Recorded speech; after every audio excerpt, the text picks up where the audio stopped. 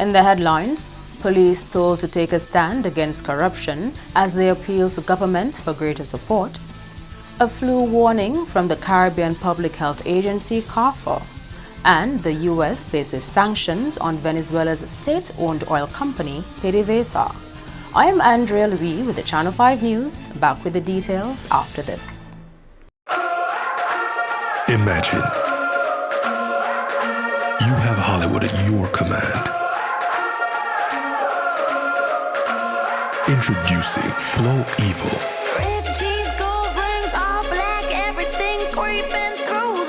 Anywhere you are. Big girls don't scream hard like Halloween, make me feel alive.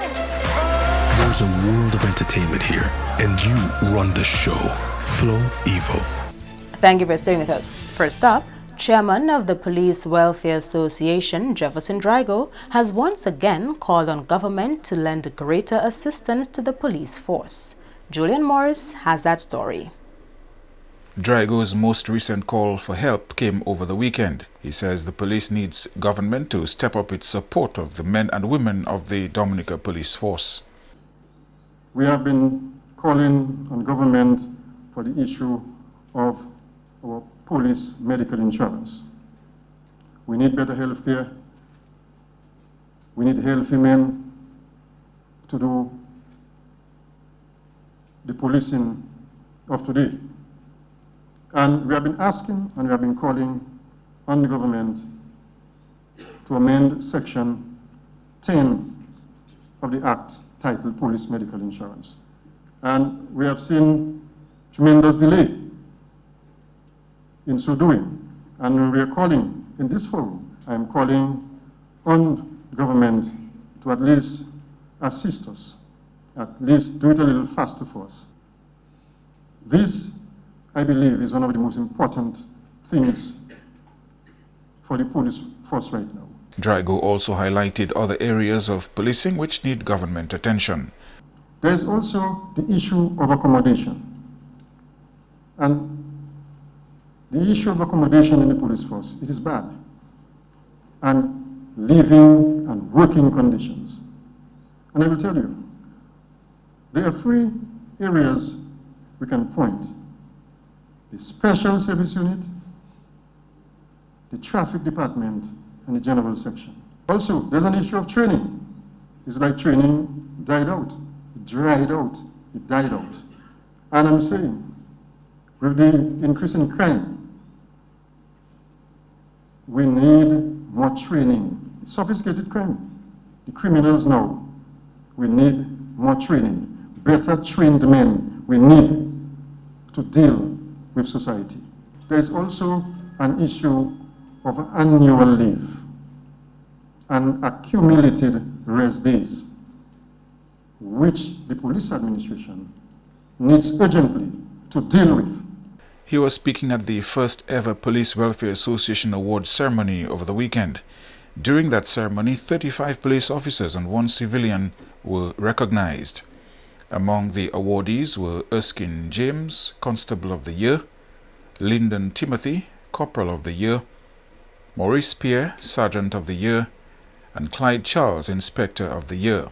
5 retirees were also recognized at the ceremony, namely Superintendent Coffee Williams, who served for 41 years, Inspector Emmanuel James, 37 years, Sergeant Addison Matthew, 41 years, Corporal Nicholson Gordon, 39, and Corporal Thomas Atidor, 36 years. In other top stories, a representative of the Regional Police Welfare Association has called on the local branch to take a stand against corruption. Travis Chico, who made the statement recently, is president of the Police Welfare Association of St. Lucia and a representative of the Caribbean Federation of Police Welfare Associations. Chico also advised the PWA of Dominica to keep up to date with the changing times and lobby for its members accordingly. I urge you, brothers and sisters, at this time, it is very important to see how useful we are when we understand that good policing begins with us. It would be almost reminiscent of me if I did not offer you a word of advice. I believe that the PWA The days for only fighting for salary, wages, and working conditions are long gone.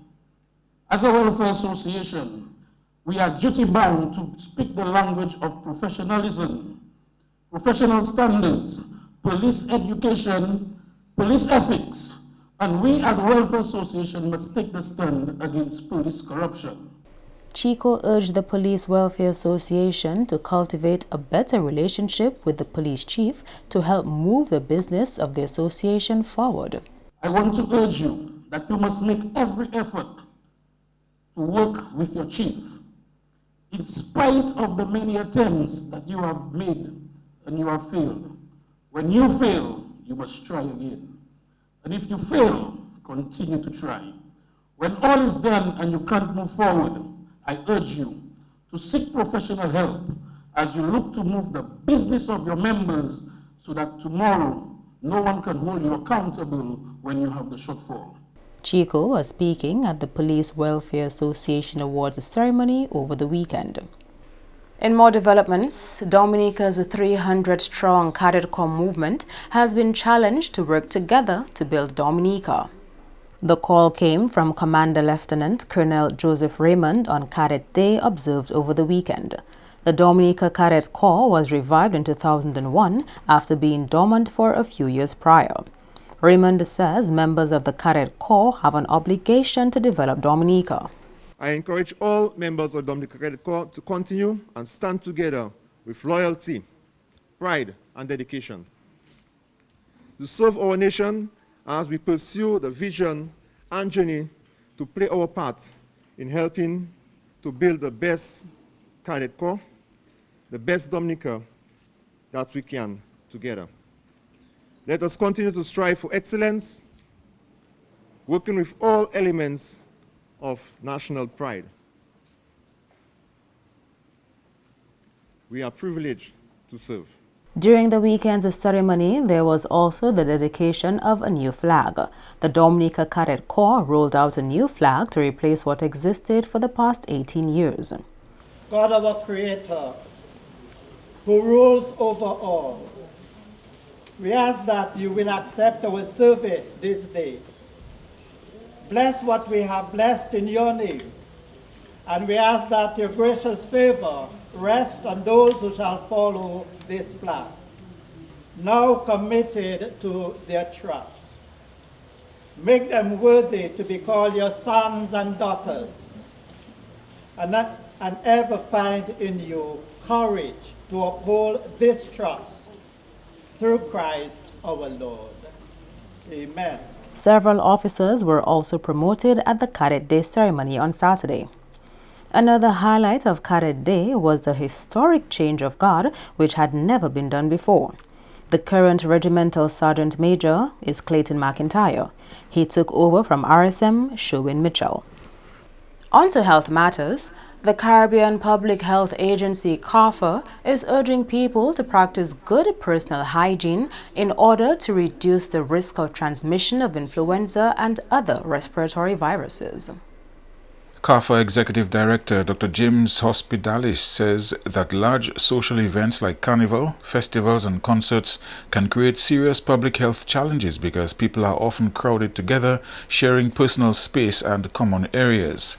Influenza is a contagious respiratory illness caused mainly by two types of viruses, influenza A and influenza B. The influenza A H1N1 virus caused a pandemic in 2009. Although often referred to as swine flu, this name is misleading as it is not spread by contact with pigs or pig products. Influenza A H1N1 is a virus that continues to circulate around the world, including the Caribbean. Typically, the flu season in the region occurs between September to March, when there is usually an increase in the number of people coming down with the virus.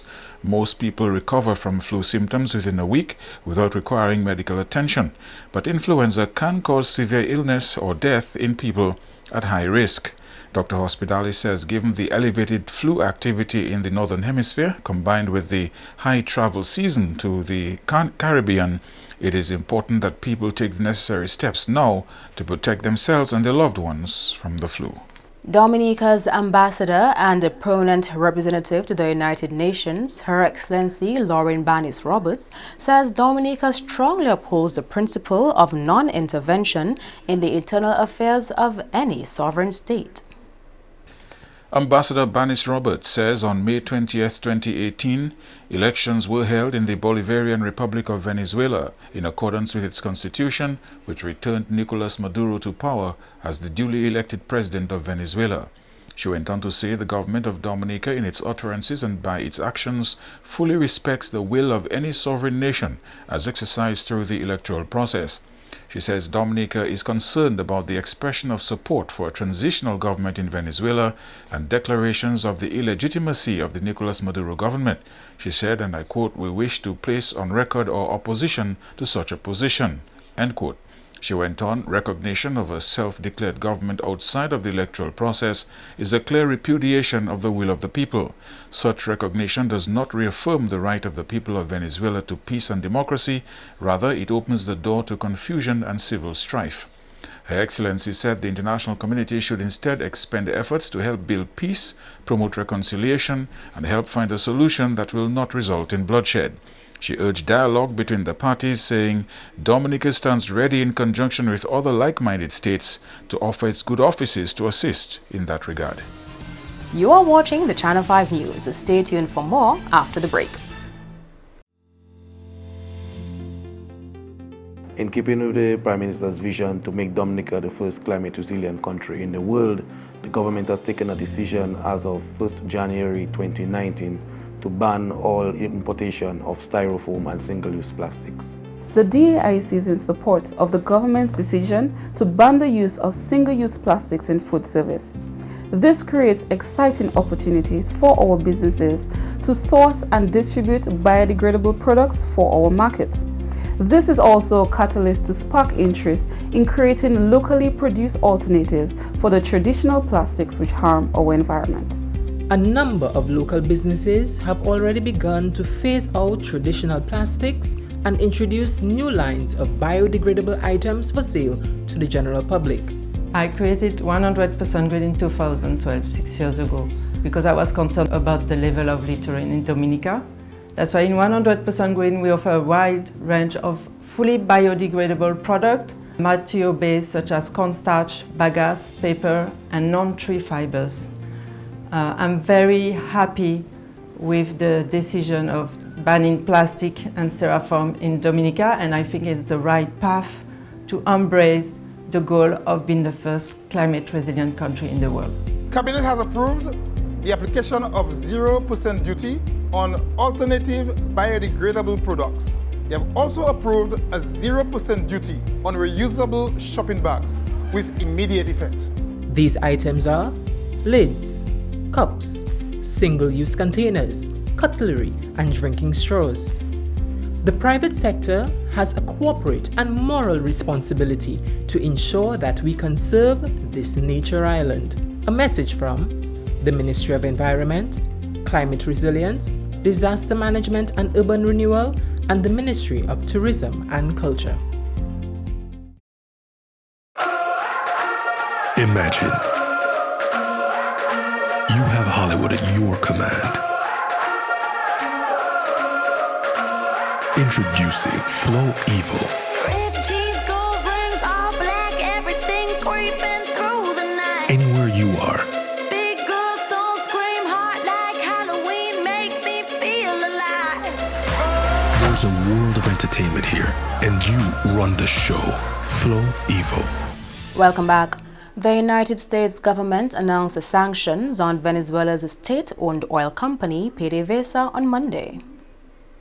U.S. Treasury Secretary said the United States was holding accountable those responsible for Venezuela's tragic decline and will continue to use the full suite of its diplomatic and economic tools to support interim President Juan Guaido, the National Assembly, and the Venezuelan people's efforts to restore their democracy. He said today's designation of PDVSA will help prevent further diverting of Venezuela's assets by Maduro and preserve these assets for the people of Venezuela. The sanctions amount to blocking $7 billion in assets or $11 billion in lost export proceeds over a year. The sanctions come after the White House last week backed the opposition in a dispute over the legitimate government of Venezuela. So what do you make of President Trump's decision to actually recognize a Venezuelan opposition leader, Juan Guaido, as interim president rather than the one that is sitting in office right now? I think it's not the right thing to do. I well understand the tragedy that is befalling the Venezuelan people. Their inflation last week was 200%, not 200% a year, 200% for the week. Prices tripled in Venezuela last week, and 10% of the population has simply left because they can't feed themselves any longer in Venezuela. It's probably the second worst government in the world after North Korea, but nevertheless, saying that a person is in charge of the Venezuelan government when he's not in charge of the Venezuelan government, it's lip service, it's ineffective, it doesn't solve anyone's problems. Well, Secretary of State Mike Pompeo also backed up the president. Has called on Latin American governments to recognize Guaido as Venezuelan interim president. And he promised aid from the U.S. in a full-blown... Is this full-blown support for regime change? It's kind of like bribing other countries to get on board to overthrow a government. I think that each country is entitled to make its own decision about this, but the term recognition has an almost Orwellian sense to it. It's clear that Maduro, for better or for worse, is still in charge of the Venezuelan government. So to say that we recognize somebody who is not in charge of the government as the person who's in charge of the government is feckless. Well, that's the thing. I recognize your empathy and your sympathy for the people of Venezuela and the plot that they're having. Would there be a better way that the U.S. could handle this situation rather than just getting involved as directly as they're doing? Well, there's three things that actually would probably lead to a regime change. One of them is to organize an embargo against Venezuelan oil being exported, and another one is to organize an embargo against the incoming military weapons that could potentially be used against the population. And the third thing that could be done is to support the free flow of ideas and alternative media for people in Venezuela. All three of those things would be constructive, and all three of those things would possibly lead to a better government for Venezuela. Some might say that it's actually better that the president and his staff did this so openly, when in the past we've seen administrations do it kind of behind the scene and endorse regime changes, whether we're talking about Libya or other involvements around the country. So should there at least be the lemonade out of the situation is the fact that, well, at least we know that he's doing this out in front instead of going behind the scenes and making this more something that we don't find out about till years after or until we're actually in a full-fledged war with our military involved. Well, I think that the main effect of this is to inflame Maduro supporters, because there's a long history of U.S. intervention not only in Venezuela but around Latin America, which is generally not well regarded by Latin Americans. We intervened 4 times in a row in elections in the Dominican Republic, for instance. To give you one example, the United States supported dictatorship in Venezuela, military dictatorship, for many years.